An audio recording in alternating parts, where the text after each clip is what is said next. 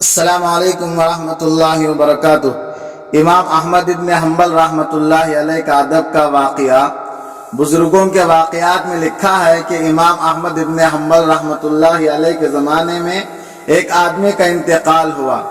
کسی کے خواب میں وہ آدمی آیا تو اس نے پوچھا کہ بھائی تیرے ساتھ اللہ تعالیٰ کا کیا معاملہ ہوا؟ تو اس نے کہا کہ اللہ کے فضل سے میری مغفرت ہو گئی۔ پوچھا کہ کس بنیاد پر مغفرت ہوئی؟ کہا کہ ایک دفعہ ایسا ہوا کہ مجھے وضو کرنے کی ضرورت پڑی تو میں وضو کرنے کے لیے ایک نہر کے کنارے پہنچا۔ میں نے دیکھا کہ نیچے کی طرف امام احمد ابن حنبل رحمۃ اللہ علیہ بیٹھ کر وضو کر رہے ہیں، تو میں نے یہ خیال کیا کہ وہاں وضو کر رہے ہیں، مجھے بھی وضو کرنا ہے۔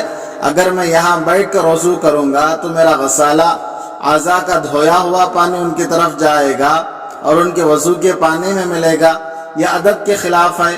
اس لیے مجھے وہاں جہاں بیٹھے ہیں اس سے نیچے بیٹھ کر وضو کرنا چاہیے۔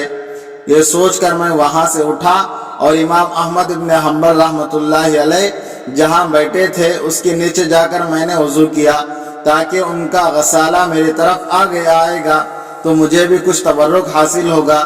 کہتے ہیں کہ اس ادب پر میری بخشش ہو گئی۔ اس واقعے میں غور کیجئے کہ اللہ والے کا ایک معمولی ادب کرنے کی وجہ سے اللہ تعالیٰ نے مغفرت جیسی عظیم دولت عطا فرما دی۔ جو شخص ہمیشہ ان کی اتباع کرے تو اسے کیا کچھ اللہ تعالیٰ نہیں دیں گے۔